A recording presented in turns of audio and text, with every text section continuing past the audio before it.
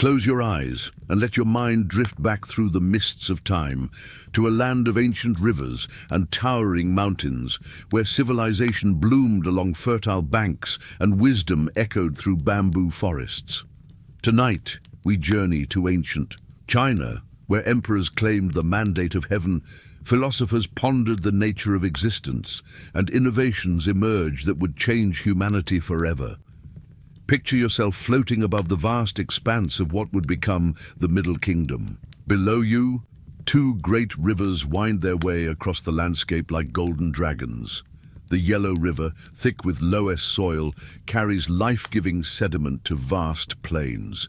The Yangtze, mighty and eternal, flows through valleys that have witnessed the rise and fall of countless dynasties. Let the gentle rhythm of flowing water carry you back 5,000 years, to a time when the first farmers settled along these riverbanks, when pottery wheels turned and bronze furnaces glowed, when the foundations of Chinese civilization were being laid grain by grain like the countless particles of yellow earth that gave the great river its name. Tonight, you will witness the birth of writing systems and the wisdom of sages. You will walk through the courts of legendary emperors and marvel at innovations that change the world. But for now, simply breathe. Deeply let your body relax and allow yourself to drift into the timeless story of ancient China. In the beginning, there was only the vast expanse of land and water, mountain and plain. But slowly, as the last ice age retreated and the climate warmed, people began to gather along the fertile river valleys of what we now call China. These earliest inhabitants lived in harmony with the natural world, their lives guided by the seasons and the flow of the great rivers. Around 5,000 years ago, in the valley of the Yellow River, something remarkable began to happen. The Yangshao people, named after the village where archaeologists first discovered their remains, started creating some of the most beautiful pottery the world had ever seen. Picture their hands, skilled and patient, shaping clay on wooden wheels. They painted their vessels with swirling patterns in red and black, designs that seemed to dance like flames or flow like water. These ancient potters lived in circular houses, dug partially into the earth for warmth and protection. Their villages were surrounded by ditches and wooden palisades, suggesting that even in these early times, communities needed to protect themselves from rivals. The dead were buried in ceramic jars, suggesting a belief that life continued in some form beyond death. As centuries passed, the pottery grew more sophisticated. The Longshan people, who followed the Yangshao culture, created vessels so thin they were called eggshell pottery. These delicate creations, fired to a lustrous black finish, demonstrate a level of craftsmanship that required generations to perfect. The Longshan people also built the first walled cities in China, massive earthen fortifications that protected growing populations. During these same ancient times, legends tell us of extraordinary rulers who shaped the land itself. There was Pangu, the cosmic giant who separated heaven and earth and whose body became the mountains, rivers, and forests. There was Nüwa, the goddess who molded humans from yellow clay and who repaired the damaged sky with stones of 5 colors. These were not just stories, but the deep cultural memories of a people trying to understand their place in the cosmos. The most important of these legendary figures was Yu the Great, who would become the founder of China's first dynasty. Ancient texts tell us that in his time, a great flood covered much of the land, turning fertile fields into vast lakes and driving people to seek refuge on hills and mountain tops. For 13 years, Yu labored to control the waters. He dredged channels, built dikes, and redirected rivers. It is said that he was so dedicated to his task that he passed by his own home 3 times without stopping to see his family. When Yu finally tamed the flood, he had done more than save his people from drowning. He had demonstrated that human ingenuity and determination could overcome even the mightiest forces of nature. This victory over the waters became the foundation of Chinese political philosophy. That legitimate rule comes from serving the people and protecting them from disaster. As you drift deeper into relaxation, imagine the ancient Chinese villages. At twilight, smoke rises from cooking fires, children play along the riverbanks, and elders tell stories of heroes and gods. The sun sets behind the mountains, painting the sky in shades of gold and crimson that reflect in the still waters of ancient ponds. Around 4,000 years ago, according to Chinese tradition, Yu the Great established the Xia dynasty, marking the beginning of hereditary rule in China. Unlike the tribal leaders who had come before him, Yu passed his authority not to the most capable person in the community, but to his own son, Qi. This moment represents a fundamental shift in how power was understood and transferred. The Xia capital, according to legend, was located in what is now Henan province, in the fertile heart of the Yellow River Valley. Here, Yu's descendants ruled for over 400 years, presiding over a Bronze Age civilization that was beginning to take recognizable shape. Archaeological evidence from sites like Erlitou suggests a sophisticated society with specialized craftsmen, elaborate bronze vessels, and impressive palace complexes. Picture the daily life of these ancient people. Farmers worked fields of millet and rice, using stone tools to till the earth and wooden plows to furrow the soil. Artisans crafted beautiful objects from bronze, a metal that required considerable technical skill to produce. The process began in distant mines where copper and tin were extracted from the earth. These metals were then transported to workshops where skilled craftsmen melted them in high-temperature furnaces and poured the molten bronze into intricately carved stone molds. The Xia rulers lived in palaces built on raised earthen platforms, structures that lifted them both literally and symbolically above their subjects. These palaces were constructed with wooden frames and walls of pounded earth, techniques that would remain fundamental to Chinese architecture for millennia. The roofs were covered with ceramic tiles, and the rooms were furnished with bronze vessels, jade ornaments, and silk textiles. But the Xia were more than just skilled craftsmen and builders. They were also keen observers of the natural world. The ancient Chinese developed one of the world's earliest calendars, based on careful observations of the sun, moon, and stars. They divided the year into 12 months and added extra months as needed to keep their calendar aligned with the seasons. This astronomical knowledge was crucial for agriculture, allowing farmers to know exactly when to plant and harvest their crops. During the Xia period, writing began to evolve from simple pictographs carved on pottery to more sophisticated symbols that could represent abstract ideas and sounds. These early experiments with written language would eventually develop into the complex system of Chinese characters still used today.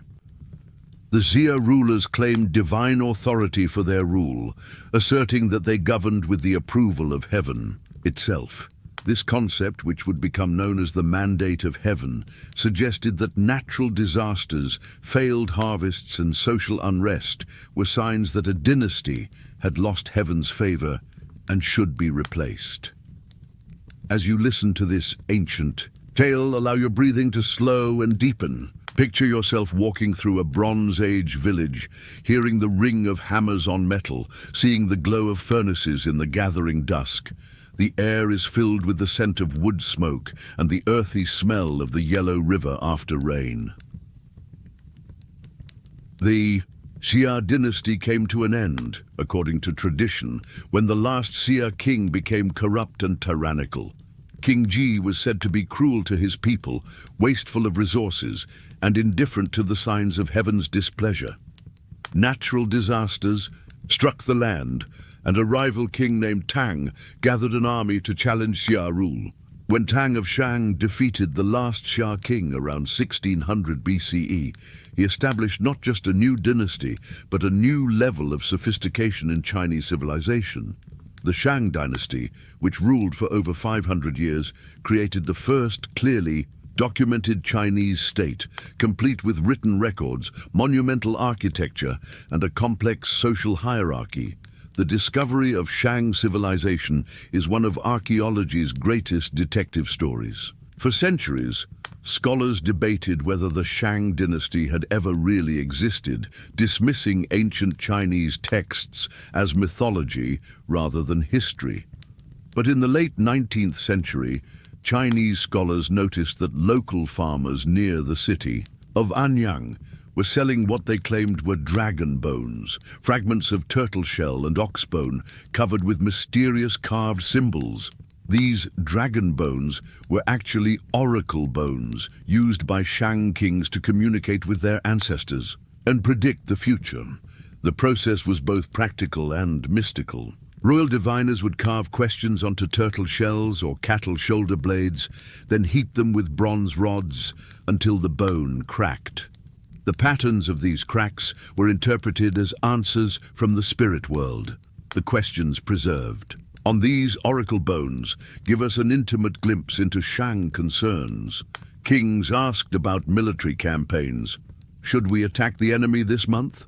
They sought guidance about agriculture. Will the harvest be abundant this year? They inquired. About royal health. Why is the king suffering from toothache? These ancient queries, carved in an archaic form of Chinese writing, proved beyond doubt that a sophisticated, literate civilization had flourished in ancient China. The Shang capital at Anyang was a marvel of Bronze Age engineering. The royal palace compound covered several square miles and was protected by massive earthen walls. Within these walls stood elaborate wooden structures raised on stone foundations, their roofs supported by rows of carved pillars. The largest buildings served as royal residences and ceremonial halls, where the king performed rituals that were believed to maintain the harmony between heaven and earth. But perhaps the most remarkable aspect of Shang civilization was their mastery of bronze working. Shang artisans created bronze vessels of breathtaking beauty and technical sophistication. These were not crude, primitive objects, but masterpieces of metalworking that required advanced knowledge of alloys, mold making, and casting techniques. The vessels served both practical and ritual purposes, used in ceremonies honoring ancestors and in banquets that reinforced social bonds. The most spectacular of these bronzes were the ritual cauldrons, some weighing hundreds of pounds and decorated with intricate patterns of dragons, phoenixes, and mythical beasts. These vessels were believed to possess spiritual power, serving as bridges between the world of the living and the realm of the ancestors. To create them, craftsmen first carved the design in reverse on stone molds, then assembled these molds and poured in molten bronze, heated to temperatures exceeding 1,000 degrees Celsius. Shang society was rigidly hierarchical, with the king at the apex of a pyramid that included nobles, craftsmen, farmers, and slaves. The king served as both political ruler and high priest, responsible for maintaining the favor of the ancestors through elaborate ceremonies and sacrifices. Below him were the nobles, who controlled territory granted by the king and who served as military commanders and administrators. The most fascinating figure from this period was Lady Hao, the only Shang royal whose tomb has been found intact. Wu Hao, as she was known, was one of King Wu Ding's wives, but she was far more than a passive consort. Oracle bone inscriptions reveal that she led military campaigns, controlled her own territory, and conducted important religious ceremonies. Her tomb, discovered in 1976, contained over 1,600 burial objects, including bronze vessels, jade ornaments, ivory carvings, and even the remains of sacrificed servants and animals. The weapons found in Lady Hao's tomb tell us that she was a warrior queen who personally led troops into battle. Bronze axes, spears, and daggers bear inscriptions with her name, and the oracle bones record her successful campaigns against neighboring tribes. This evidence challenges traditional assumptions about women in ancient China and suggests that at least some females could wield considerable power in Shang society. Let your mind drift to a Shang bronze workshop in the evening hours. The furnaces glow red-hot as craftsmen tend their fires, the air thick with smoke and the acrid smell of molten metal. Skilled artisans work by firelight, their faces illuminated as they pour liquid bronze into waiting molds. Tomorrow, when the metal has cooled, they will break away the clay to reveal vessels of stunning beauty that will survive for thousands of years. The Shang practiced human sacrifice on a scale that shocks modern sensibilities. When kings died, hundreds of servants, guards, and concubines were killed and buried with them, along with horses, chariots, and precious objects. Archaeological excavations have revealed mass graves containing the remains of war captives who were executed in elaborate ceremonies. These practices, disturbing as they may seem to us, reflected Shang beliefs about the afterlife and the divine nature of kingship. Shang civilization was not limited to the royal capital. Archaeological surveys have revealed dozens of Shang sites, scattered across northern China, connected by trade networks that brought jade from distant mountains, shells from southern seas, and tin from southwestern hills. This was already becoming a unified cultural sphere, bound together by shared beliefs, artistic styles, and writing systems. The Shang dynasty came to an end around 1046 BCE when they were defeated by the Zhou, a people from the west who had served as Shang vassals but eventually rebelled against their masters. The Zhou victory would usher in the longest-lasting dynasty in Chinese history, but the Shang had already established many of the fundamental patterns of Chinese civilization: reverence for ancestors, the divine authority of kings, the importance of bronze ritual vessels, and a writing system that would evolve into modern Chinese characters.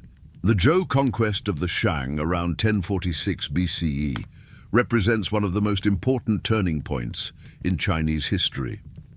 The Zhou were originally a semi-nomadic people from the western regions, vassals who had served the Shang faithfully for generations, before finally rising in rebellion. Their victory established not just a new dynasty, but a new political philosophy that would shape Chinese governance for the next 3,000 years. King Tang of Zhou faced a fundamental problem. How could he justify overthrowing the Shang, who claimed to rule with divine approval? His solution was brilliant and enduring. Tang proclaimed that heaven had withdrawn its mandate from the corrupt Shang and granted it instead to the virtuous Zhou. This concept, known as the mandate of heaven, became the cornerstone of Chinese political theory. According to Zhou doctrine, heaven granted the right to rule only to virtuous kings who governed wisely and protected their people. When rulers became corrupt, oppressive, or incompetent, heaven would show its displeasure through natural disasters, failed harvests, and social unrest. Eventually, heaven would transfer its mandate to a new dynasty that would restore order and justice to the world. This was a revolutionary idea because it made legitimate government dependent on moral behavior rather than birth or conquest. The mandate of heaven suggested that even the most powerful king could lose the right to rule if he failed to govern virtuously.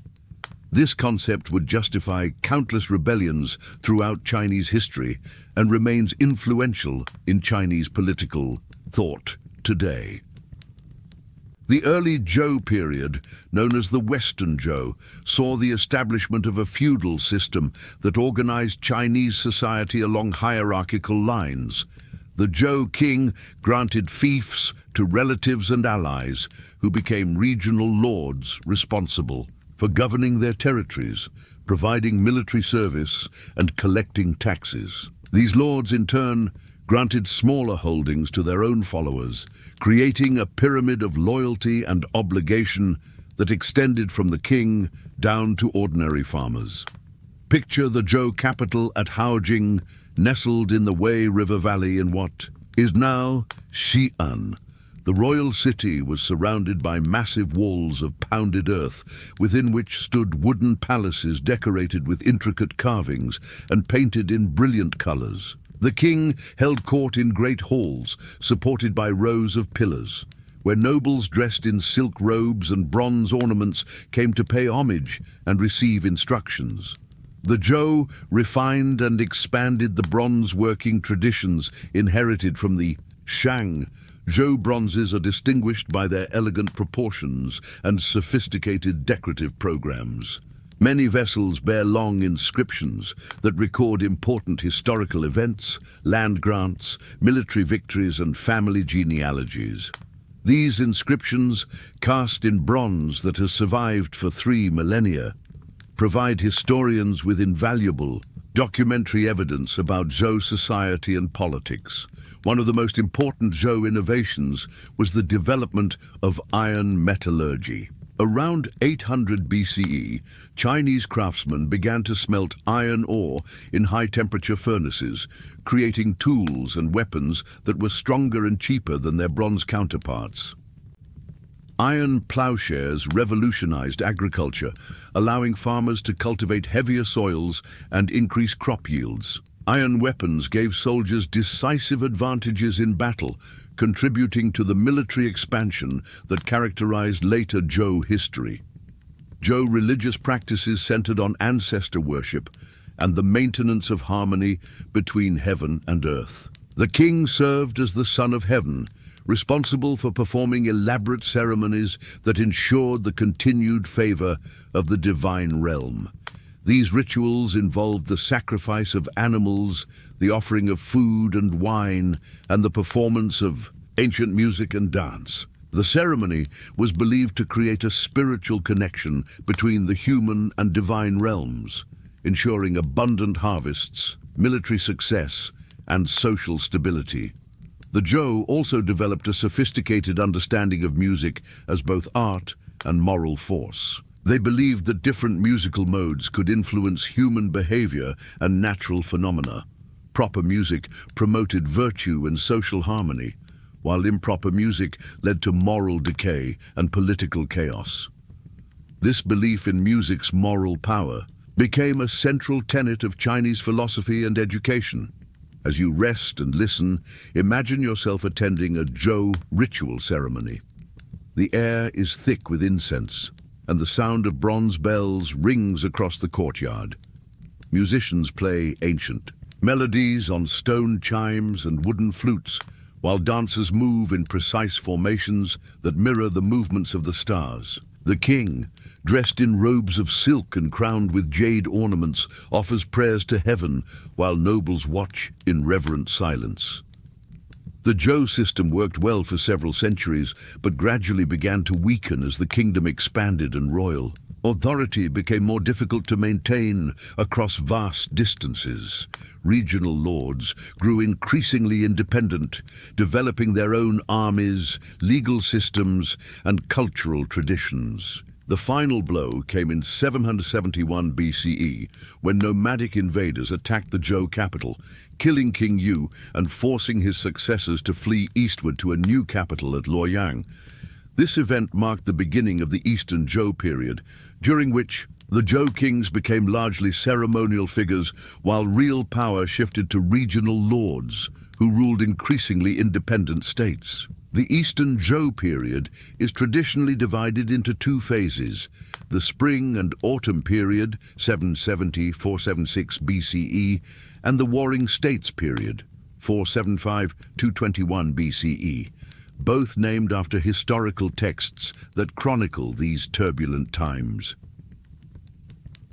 The Spring and Autumn period was characterized by political fragmentation but cultural flourishing. Dozens of small states competed for territory and influence, but they still acknowledged the Zhou king as their nominal overlord and participated in a shared cultural system based on Zhou traditions, customs, and values. This was the age of chivalrous warfare, when battles were fought according to elaborate rules and defeated enemies were treated with honor and respect. During this period, the Chinese developed new forms of literature, philosophy, and art. The Book of Songs, an anthology of poems that includes folk songs, court music, and religious hymns, provides a vivid picture of life in early China. These poems speak of love and loss, war and peace, the beauty of nature, and the challenges of human existence. They reveal a society that valued literacy, artistic expression, and emotional depth. The later Zhou period witnessed one of the most remarkable intellectual flowering in human history.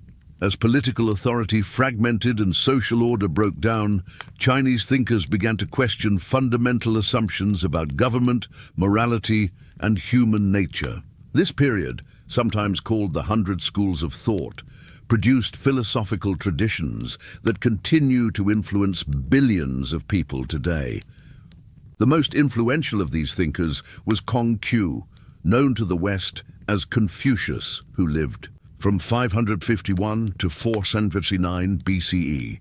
Born into a minor noble family in the state of Lu, Confucius witnessed the decline of traditional Zhou culture and dedicated his life to understanding and preserving the wisdom of the ancient sages. He spent years traveling from state to state, seeking a ruler who would implement his ideas about good government and moral education. Confucius taught that human beings are naturally inclined toward goodness, but require proper education and moral cultivation to realize their potential.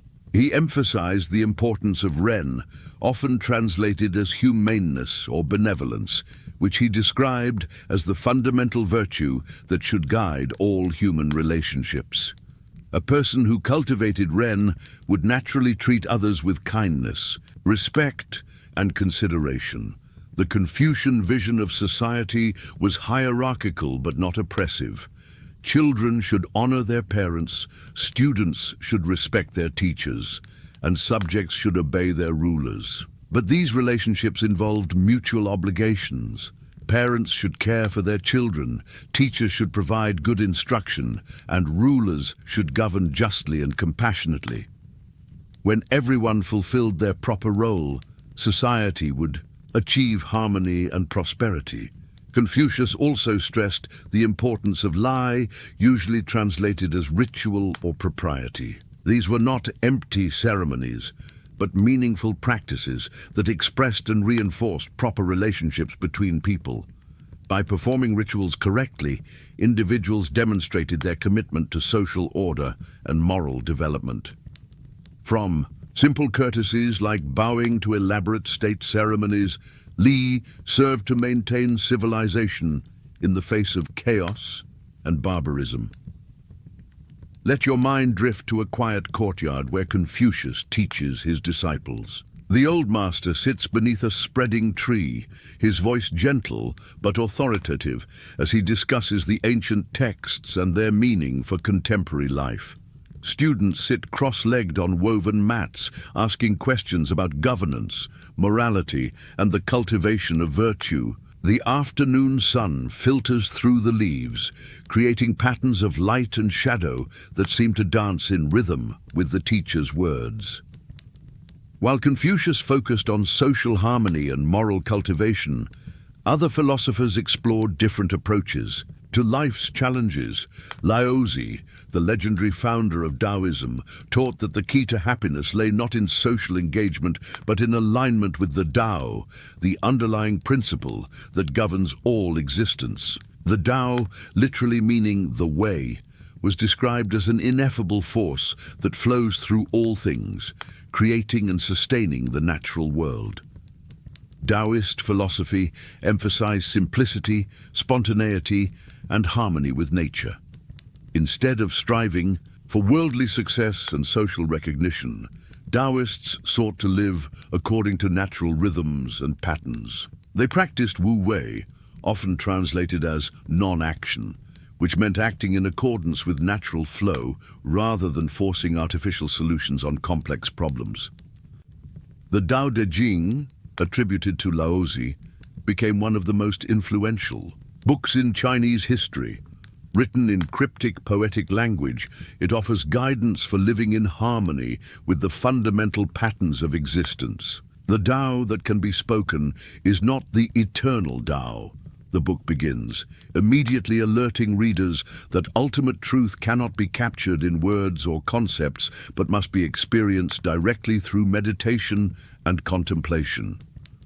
Another influential school of thought was legalism, developed by philosophers like Han Fei, who believed that human nature was fundamentally selfish and that social order could only be maintained through strict laws and severe punishments. Legalists rejected Confucian ideals of moral education and benevolent government, arguing instead that effective rulers must be willing to use harsh measures to control their subjects.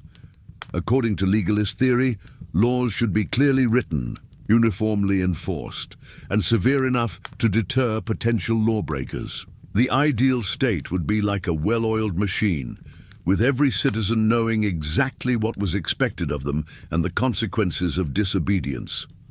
While this approach might seem harsh, legalists argued that it actually benefited ordinary people by creating predictable, stable conditions in which they could pursue their livelihoods without fear of chaos or arbitrary oppression. Mozi, founder of the Mohist school, offered yet another approach to social problems. He advocated universal love, arguing that people should care for all others as much as they care for their own families. Mozi criticized Confucian emphasis on family loyalty and social hierarchy, suggesting instead that moral behavior required treating everyone with equal consideration and compassion. Mohists also developed sophisticated theories about logic, economics, and defensive warfare. They were skilled engineers who offered their services to cities under siege, designing fortifications and weapons that could repel attackers. Mozi's philosophy combined practical problem-solving with idealistic vision, seeking to create a world without war, poverty, or social discrimination. The military strategist Sun Tzu, author of The Art of War, approached conflict from a different perspective entirely. Rather than focusing on moral philosophy or social theory, Sun Tzu analyzed warfare as a practical problem requiring careful planning, good intelligence, and psychological insight. His famous maxim, "Know yourself and know your enemy, and you will never be defeated," emphasized the importance of accurate information and realistic assessment of one's capabilities. Sun Tzu's approach to conflict was deeply influenced by Taoist ideas about natural flow and effortless action. The best generals, he argued, won victories without fighting battles, achieving their objectives through superior strategy and positioning rather than brute force. Like water flowing downhill, successful military campaigns should follow the path of least resistance, adapting to changing circumstances and exploiting enemy weaknesses. As you continue to relax, picture yourself in an ancient Chinese library, surrounded by bamboo scrolls containing the wisdom of the ages. Scholars work quietly at wooden desks, copying texts by candlelight and debating philosophical questions in hushed tones. The air is filled with the scent of ink and paper, and outside the windows you can hear the gentle rustle of bamboo leaves in the evening breeze. These philosophical traditions emerged during a time of political chaos and social upheaval, but they offered enduring insights into human nature and social organization. The debates between Confucians, Taoists, legalists, Mohists, and other schools of thought created an intellectual ferment that would continue to nourish Chinese culture for millennia. By the 5th century BCE, the fiction of Zhou unity had completely collapsed. The Warring States period, lasting from 475 to 221 BCE, saw 7 major kingdoms competing ruthlessly for supremacy over all of China. This era of constant warfare paradoxically became one of the most creative and dynamic periods in Chinese history, producing technological innovations, military developments, and political experiments that would shape the future empire.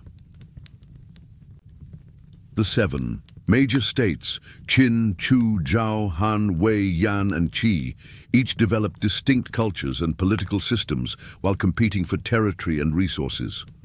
Warfare became increasingly sophisticated and brutal, with armies numbering in the hundreds, of thousands and battles lasting for months or even years. The old chivalric codes of the spring and autumn period gave way to total war, where victory justified any means and defeated enemies faced annihilation.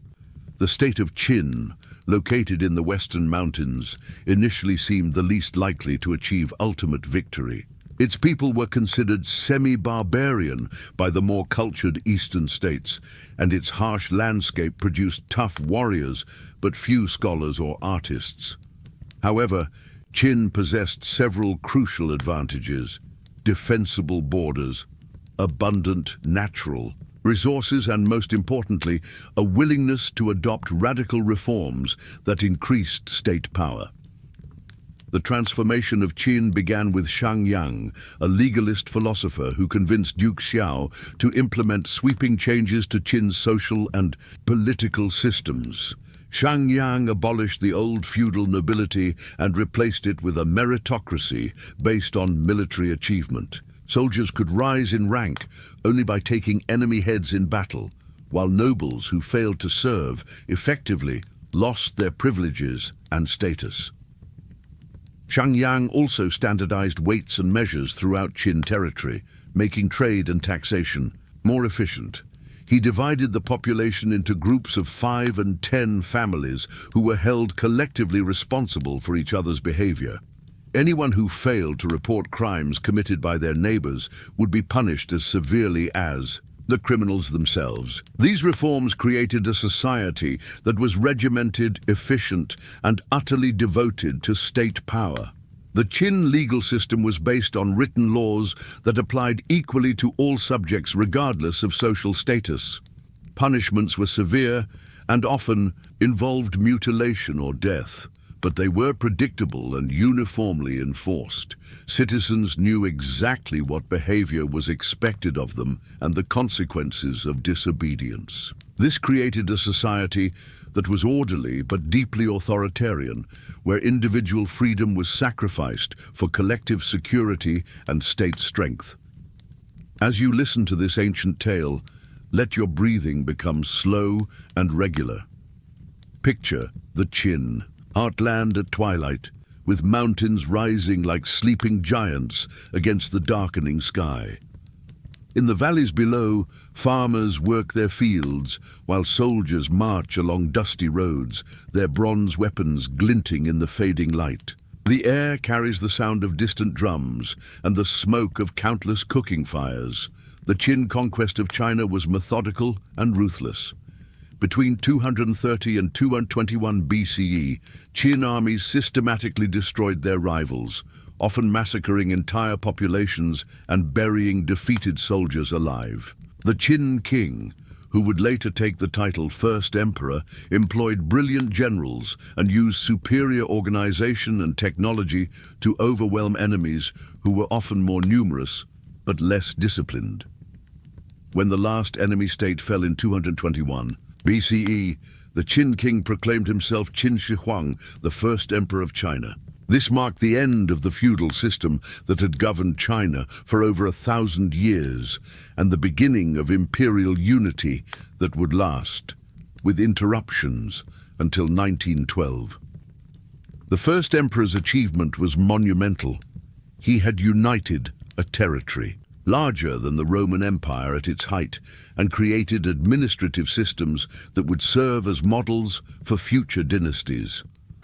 The first emperor was determined to create not just political unity, but cultural uniformity throughout his realm. He standardized the writing system, abolishing the variant forms of Chinese characters that had developed in different regions, and imposing a single script that all educated people could read. This reform was crucial for creating a unified Chinese civilization, as it allowed officials, merchants, and scholars from different regions to communicate effectively. The emperor also standardized currency, weights, and measures, making trade and taxation more efficient across the empire. He ordered the construction of roads and canals that connected distant provinces to the capital, and he established a postal system that allowed imperial orders to reach the most remote corners of the realm. These infrastructure projects required massive human resources and caused enormous suffering, but they created the physical foundation for a unified Chinese state. Perhaps the most famous of the first emperor's projects was the Great Wall, which connected and extended existing defensive walls built by various states during the Warring States period. Hundreds of thousands of workers, including soldiers, peasants, and prisoners, labored to create a barrier that stretched across northern China. The human cost was enormous. It is said that every stone in the wall cost a human life, but the completed fortification provided protection against nomadic invasions from the north. The first emperor was obsessed with immortality and spent enormous resources searching for elixirs and magic potions that would grant him eternal life. He sent expeditions to distant lands seeking the herb of immortality and consulted with alchemists and magicians who promised to unlock the secrets of eternal youth. These quests were ultimately futile, but they reflected the emperor's grandiose vision of his own importance and his unwillingness to accept the limitations of mortality. The emperor's most controversial act was the burning of books and burying of scholars in 213 BCE, concerned that Confucian and other philosophical texts were undermining his authority. He ordered the destruction of all books, except those dealing with practical subjects like medicine, agriculture, and divination. Scholars who protested this policy were buried alive, and anyone caught possessing forbidden texts faced severe punishment. This act of cultural vandalism eliminated countless works of ancient Chinese literature and philosophy, creating gaps in historical knowledge that persist today. However, it also demonstrated the emperor's recognition that ideas could be as dangerous to political authority as armies or natural disasters. The burning of the books became a symbol of tyrannical oppression that would be remembered and condemned for centuries. The first emperor died in 210 BCE while traveling in search of immortality. His death was kept secret for weeks while his advisors maneuvered for power, and his body began to rot in the summer heat. When news of his death finally became public, rebellions broke out across the empire, led by peasants, nobles, and former soldiers who had suffered under Qin rule. The Qin dynasty collapsed just 4 years after the first emperor's death, but its legacy was profound and lasting. It had demonstrated that China could be unified under central authority and had created administrative, legal, and cultural systems that future dynasties would adopt and refine. Most importantly, it had established the ideal of imperial unity that would remain the goal of Chinese politics for the next 2,000 years. From the chaos that followed the collapse of the Qin dynasty emerged one of the most successful and long-lasting empires in human history. The Han Dynasty, which ruled China for over 400 years with only a brief interruption, established patterns of governance, culture, and civilization that would define Chinese identity for millennia to come. Even today, the majority ethnic group in China calls itself Han, honoring the memory of this golden age. The founder of the Han Dynasty was Liu Bang, a man of humble origins who rose from minor local official to emperor through a combination of military skill, political cunning, and remarkable charisma. Born into a peasant family, Liu Bang served as a low-level functionary in the Qin administration until the empire's collapse provided him with an opportunity to seek higher fortunes. Unlike many rebel leaders who were nobles seeking to restore their former privileges, Liu Bang understood the concerns and aspirations of ordinary people. The civil war that followed the Qin collapse lasted for several years and involved dozens of contenders for imperial power. Liu Bang's main rival was Shang, a aristocratic general who possessed superior military skills but lacked political wisdom. In a series of campaigns that demonstrated both strategy and diplomacy, Liu Bang gradually isolated and defeated his enemies, finally cornering Shang at the Battle of Gaixia in 202 BCE.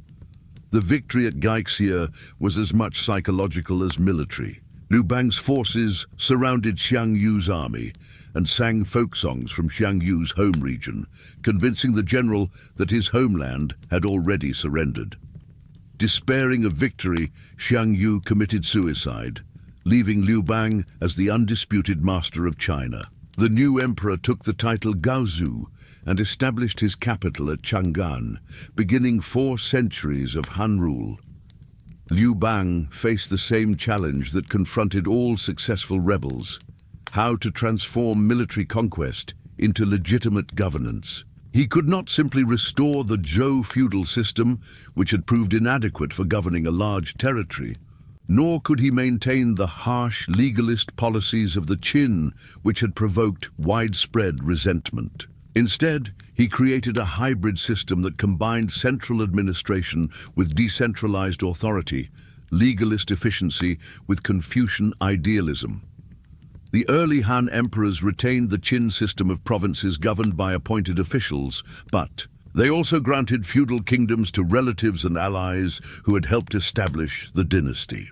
This compromise satisfied different constituencies while maintaining imperial unity, though it would later create problems when some feudal kings became too powerful and independent.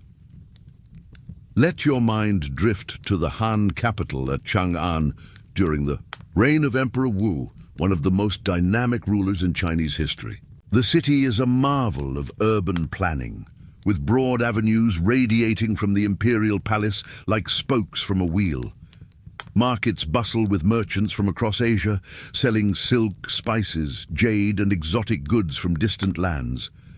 The imperial palace rises like a mountain of wood and stone, its golden roofs gleaming in the sunlight, while gardens filled with rare plants and artificial lakes provide peaceful retreats for the emperor and his court. Emperor Wu, who ruled from 141 to 87, BC, transformed the Han Empire from a regional power into a cosmopolitan civilization that stretched from Korea to Central Asia. His reign marked the true beginning of China's engagement with the wider world, as Han armies, diplomats, and merchants established connections that would last for centuries. The most famous of these connections was the Silk Road, the network of trade routes that linked China with Central Asia, the Middle East, and eventually the Roman Empire. The Silk Road began as a strategic necessity when Emperor Wu sought allies against the Xiongnu, a confederation of nomadic tribes that constantly raided Chinese territory from the north.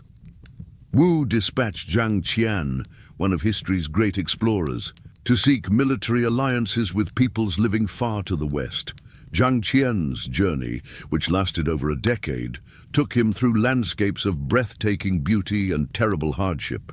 He crossed the burning deserts of Central Asia, climbed mountain passes where the air was so thin that horses collapsed, and negotiated with kings whose languages and customs were utterly foreign to Chinese experience.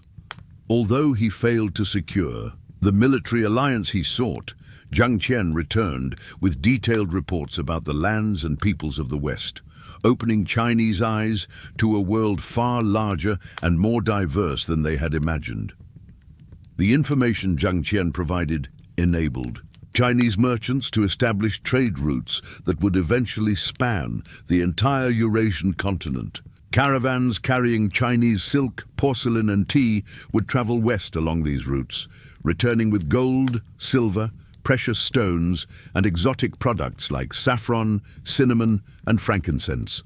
This trade enriched Chinese cities and exposed Chinese culture to foreign influences that would profoundly affect art, religion, and philosophy.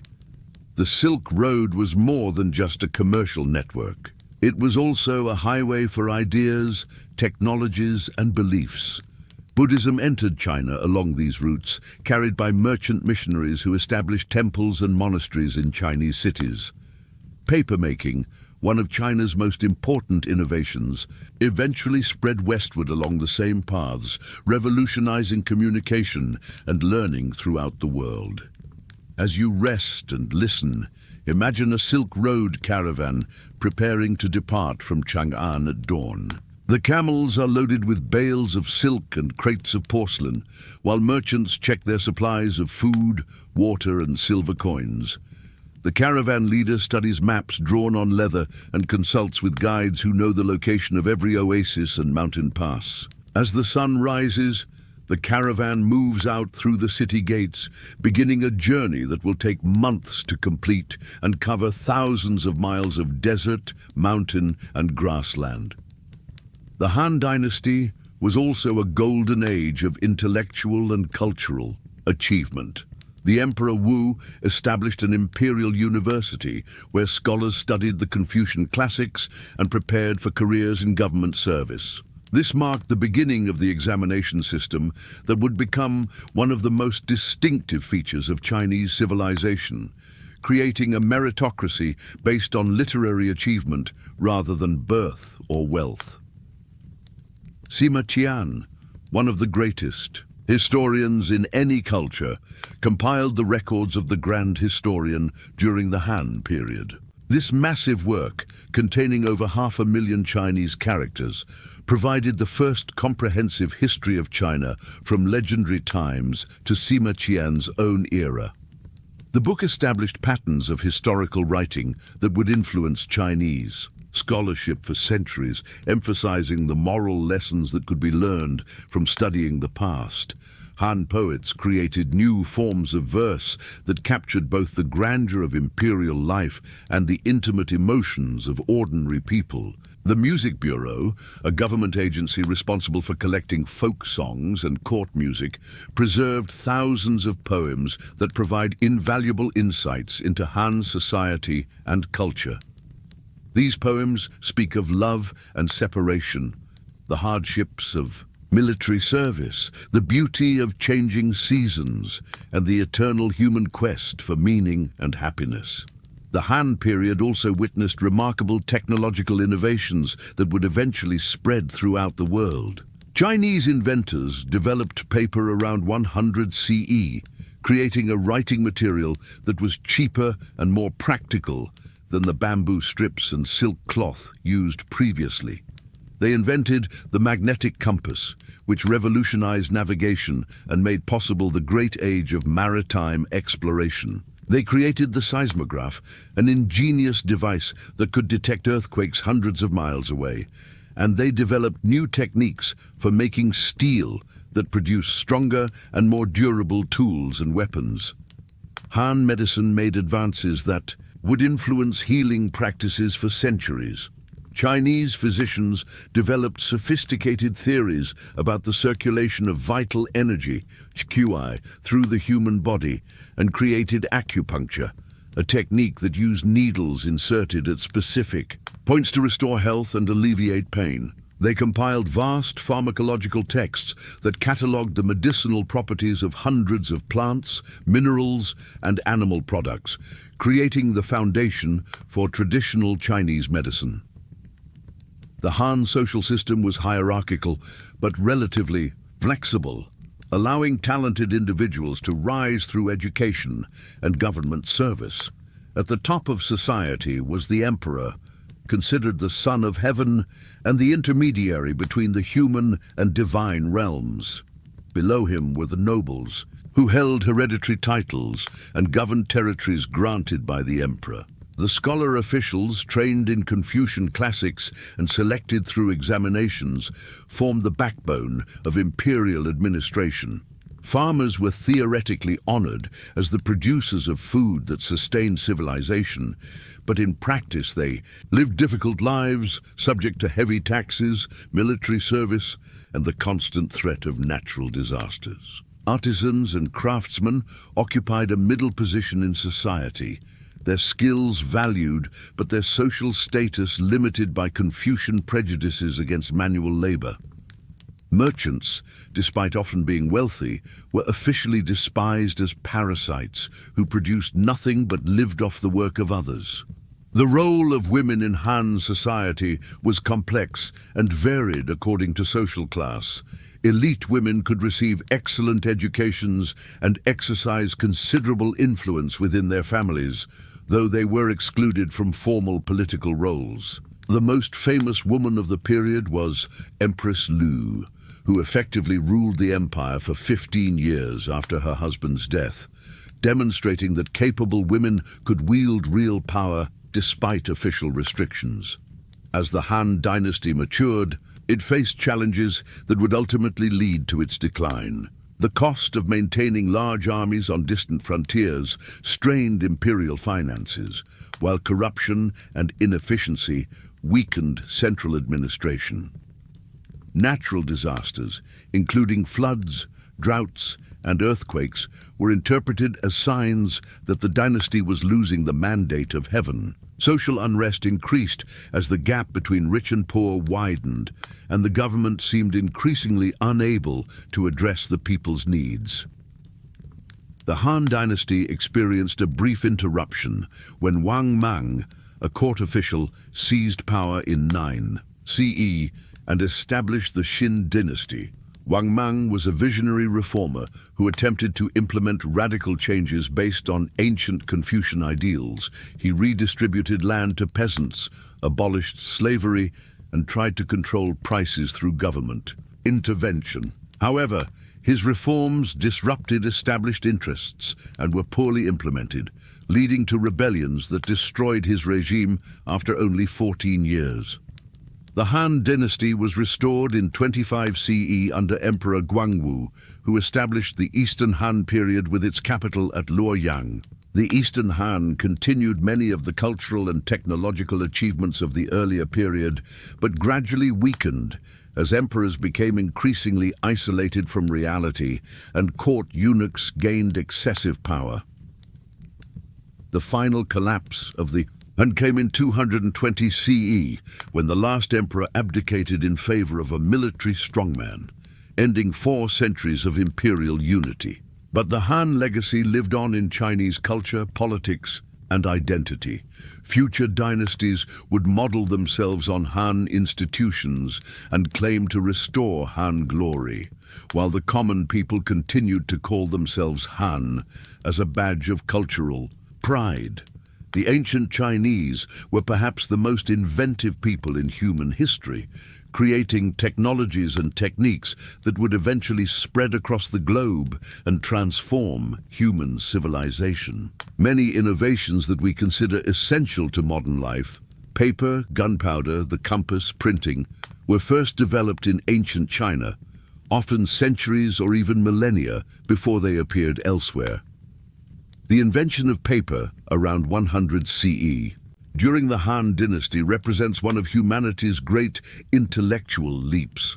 Before paper, the Chinese wrote on various materials: oracle bones during the Shang dynasty, bronze vessels, bamboo strips tied together with leather cords, and expensive silk cloth. Each of these materials had serious limitations.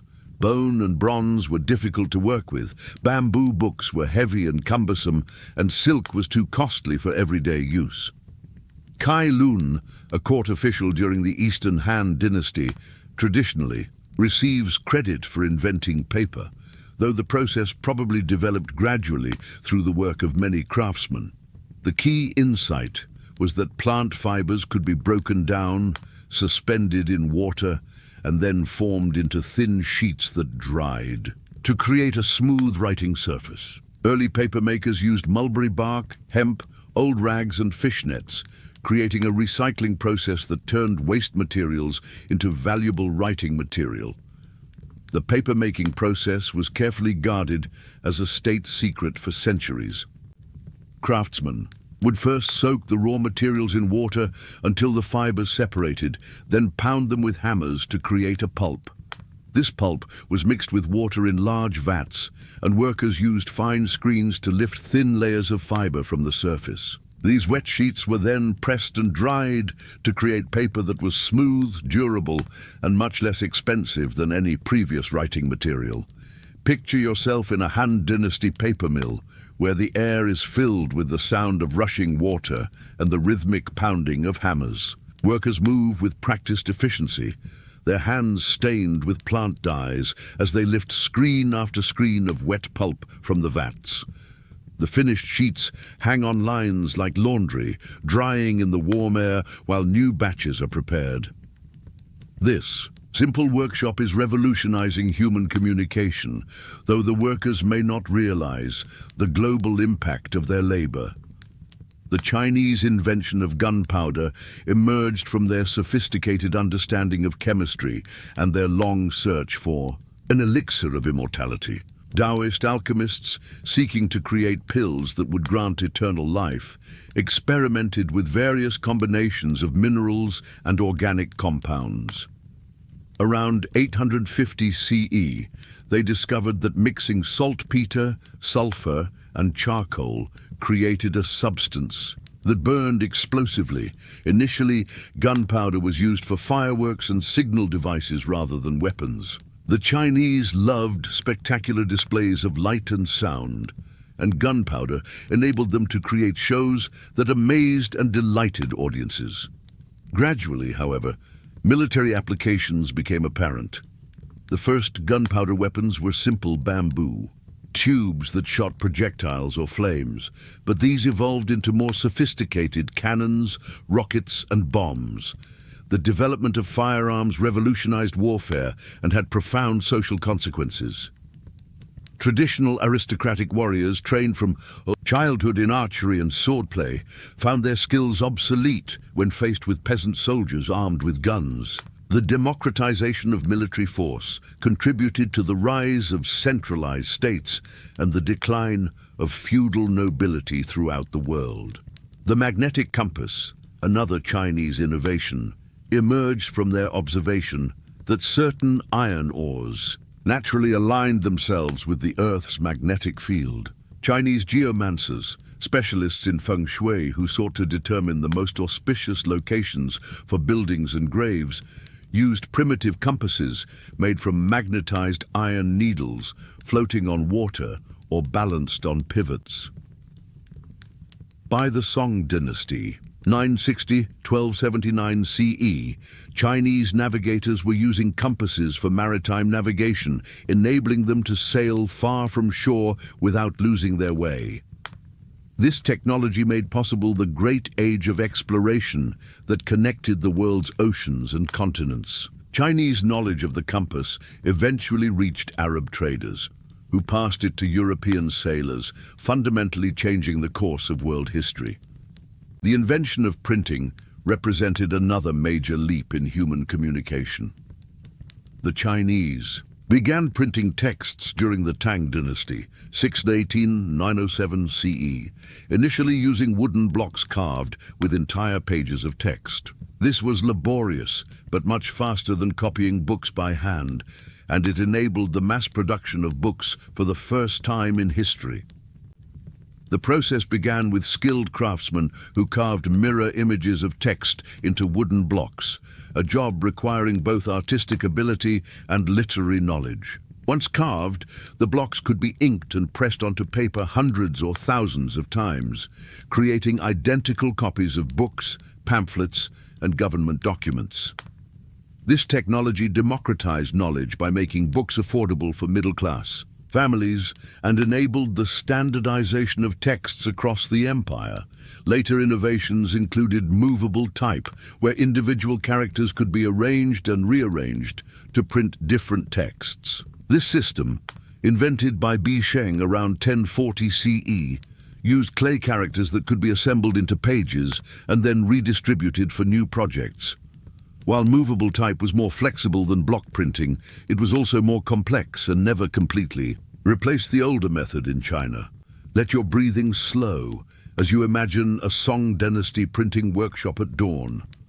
Craftsmen prepare their tools and materials while apprentices kindle fires to heat the ink.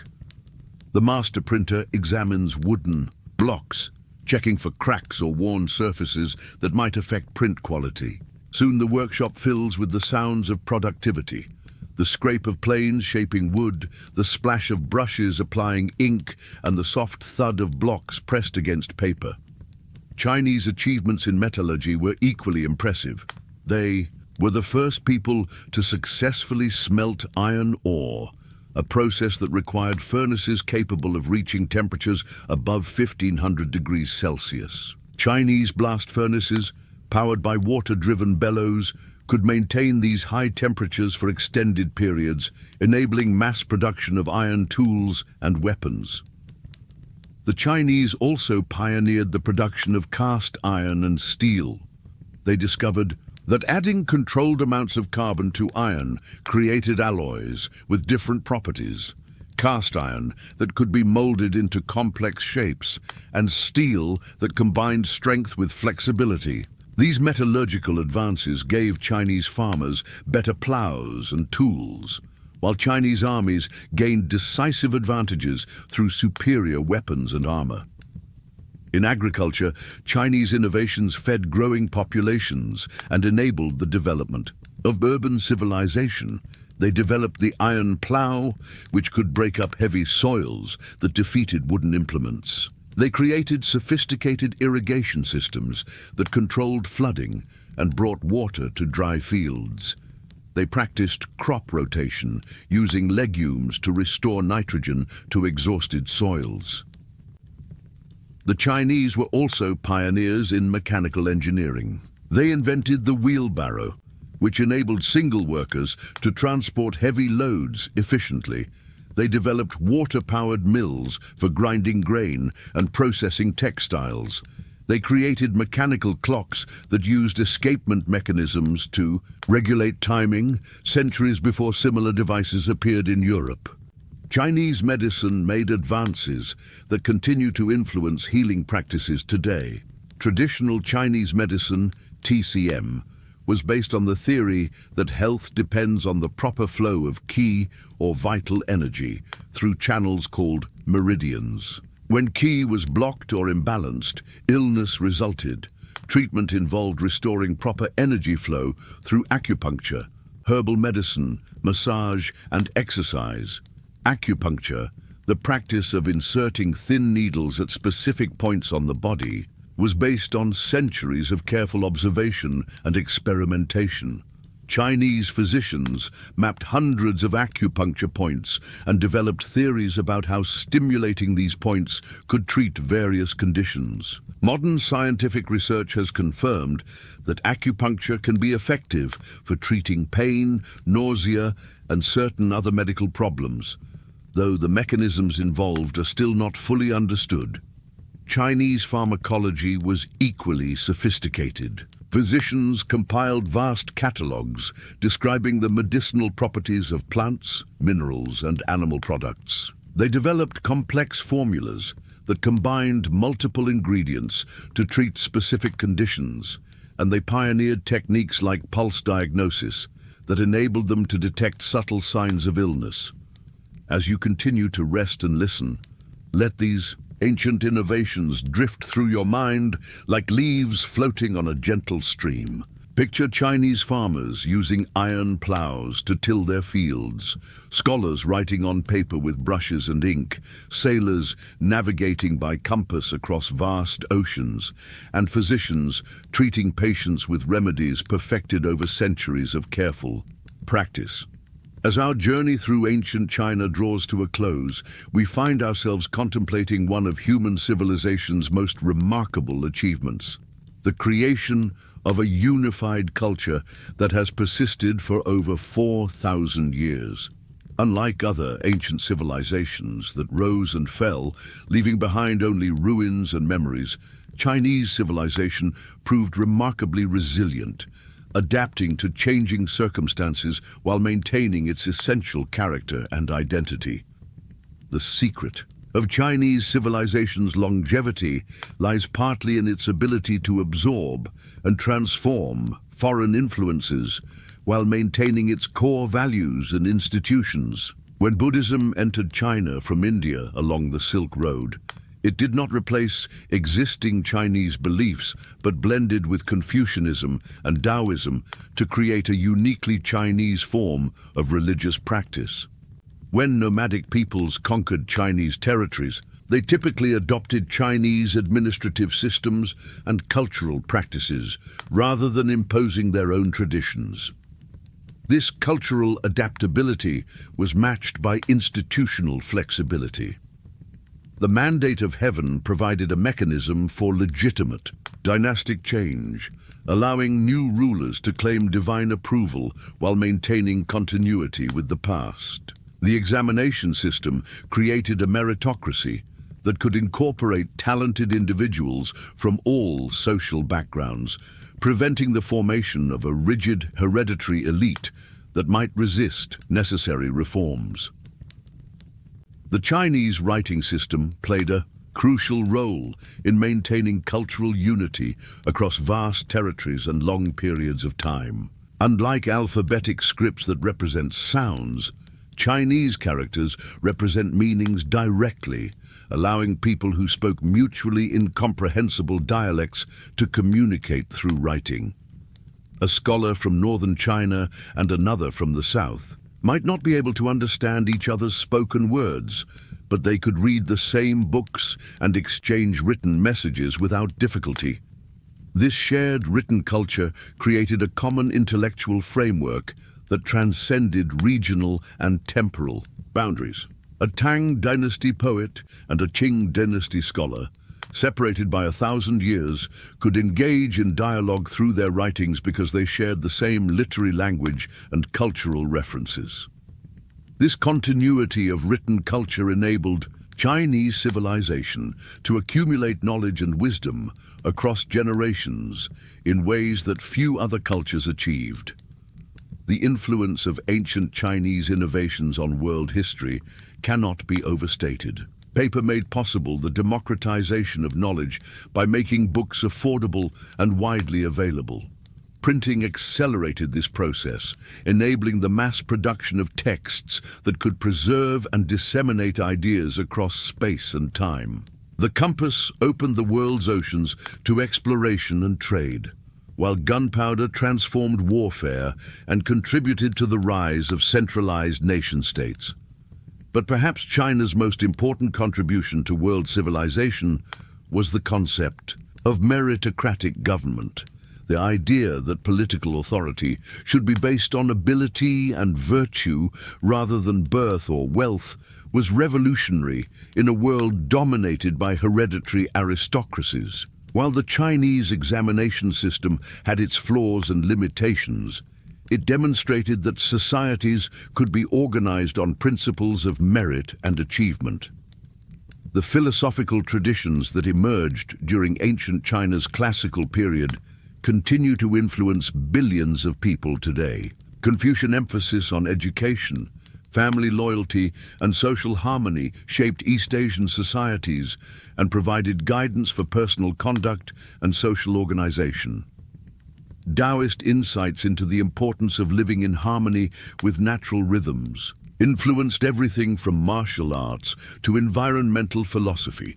Even seemingly practical Chinese innovations had profound philosophical implications. Traditional Chinese medicine's holistic approach to health, viewing the body as an integrated system where physical, mental, and spiritual factors all influence well-being, offered an alternative to more reductionist Western medical traditions. Chinese approaches to agriculture, with their emphasis on working with natural cycles and maintaining soil fertility, provided early examples of sustainable resource management. As you rest in the gentle embrace of sleep, let your mind drift over the vast landscape of Chinese achievement. Picture the Great Wall snaking across northern mountains like a stone dragon, its watchtowers standing sentinel against the passage of time. Envision the Forbidden City's golden roofs gleaming in morning sunlight, while scholars in its libraries preserve the wisdom of ages. See the Yangtze River flowing eternally toward the sea, carrying boats laden with silk and porcelain to distant markets.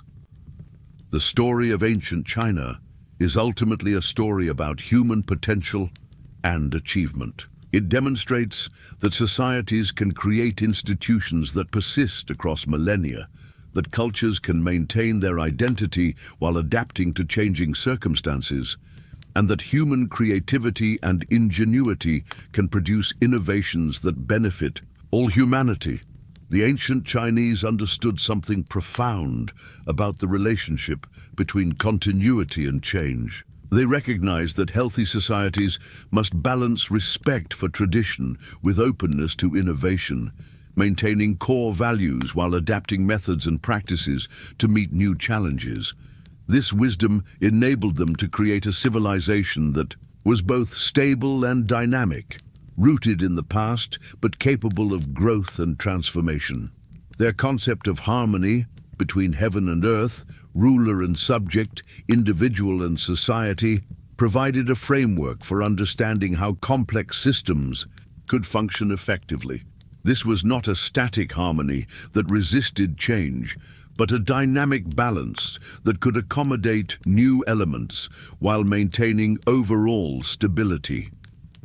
The Chinese emphasis on education and self-cultivation offered a path for individual development that was both personally fulfilling and socially beneficial. The idea that people could improve themselves through study, reflection, and moral practice provided hope for human perfectibility while creating mechanisms for social mobility and cultural advancement.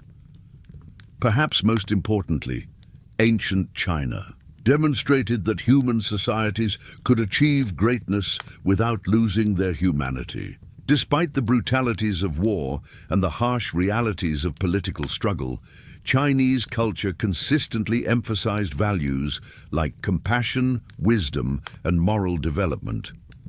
The greatest Chinese heroes were not just successful warriors or politicians, but individuals who embodied moral excellence and contributed to human understanding. As our journey through ancient China comes to an end, we can appreciate the profound debt that modern civilization owes to these ancient innovators and thinkers. Their discoveries and insights continue to enrich our lives in countless ways, from the paper on which we write to the medicines that heal our bodies, from the philosophical traditions that guide our moral thinking, to the artistic expressions that feed our souls. The story of ancient China reminds us that human civilizations are not inevitable or permanent, but require constant effort and wisdom to maintain and develop. The Chinese succeeded in creating a durable civilization because they understood the importance of both preserving valuable traditions and adapting to changing circumstances. Their example suggests that our own civilization can endure and flourish if we learn to balance continuity with innovation, tradition with creativity, and individual achievement with collective well-being. Now, as the mists of time gently settle around our ancient journey, let the wisdom of 4 millennia flow through your consciousness like the eternal waters of the Yellow River. The great emperors sleep in their silk-lined tombs, their terracotta, armies standing forever at attention in the darkness below. The philosophers have long since returned to the earth, but their words continue to echo through the corridors of time, offering guidance to each new generation seeking wisdom and understanding. Picture yourself one final time in the courtyards of the Forbidden City at twilight. The last rays of sunlight paint the ancient walls in shades of gold and crimson, while the evening breeze carries the faint sound of temple bells across the vast expanse of the capital. Scholars walk slowly along marble pathways, their silk robes rustling softly as they discuss the eternal questions that have occupied human minds since the beginning of thought. In the imperial gardens, artificial streams flow over carefully arranged stones, their gentle murmuring designed to invoke the natural world within the heart of civilization. Ancient pine trees spread their branches over lotus ponds where golden, Fish swim in lazy circles, undisturbed by the passage of dynasties and the transformation of empires. Let your breathing become as rhythmic and natural as these flowing waters. Feel the weight of centuries settling gently on your shoulders, not as a burden, but as a comforting blanket woven from the accumulated wisdom of generations. The innovations of ancient craftsmen continue to serve humanity. The insights of ancient philosophers continue to illuminate the path of moral development, and the artistic achievements of ancient masters continue to inspire beauty and wonder in human hearts. As you drift deeper into rest, carry with you the timeless wisdom of the ancient Chinese sages. Remember that the highest achievements come not from force or cleverness alone, but from the patient cultivation of virtue and understanding. Like the bamboo that bends without breaking in the storm, true strength lies in flexibility and resilience. Like the river that eventually wears away the hardest stone, gentle persistence can overcome the greatest obstacles. The story of ancient China whispers to us across the centuries that human beings are capable of extraordinary achievements when they combine practical skill with moral vision, when they balance individual creativity with collective wisdom, and when they remain open to learning from both success and failure. Rest now in the knowledge that you carry within yourself the same potential for growth and achievement that enabled the ancient Chinese to create one of humanity's greatest civilizations. Their innovations began with simple observations and patient experimentation. Their philosophical insights emerged from careful reflection on everyday experience. Their artistic achievements grew from the marriage of technical skill with spiritual understanding. As sleep embraces you, like the gentle mist that rises from ancient rivers, let the accumulated wisdom of ancient China settle quietly in your mind. Tomorrow's challenges require today's rest, and today's rest is enriched by yesterday's wisdom. The eternal cycle continues, as constant as the rotation of the seasons and as reliable as the flow of the great rivers that nurtured Chinese civilization for thousands of years. Sleep peacefully, knowing that the story of human achievement continues through you, that the wisdom of the ancients lives on in each new generation, and that the greatest innovations and insights still await discovery by minds prepared through rest, reflection, and patient learning. The Middle Kingdom dreams on, its golden legacy flowing like silk through the fabric of human civilization, forever enriching the tapestry of human experience. Sweet dreams, dear listener. May you find in sleep the restoration that the ancient Chinese knew came from harmony between mind and body, individual and cosmos, the human spirit and the eternal Tao that flows through all existence like a river of light.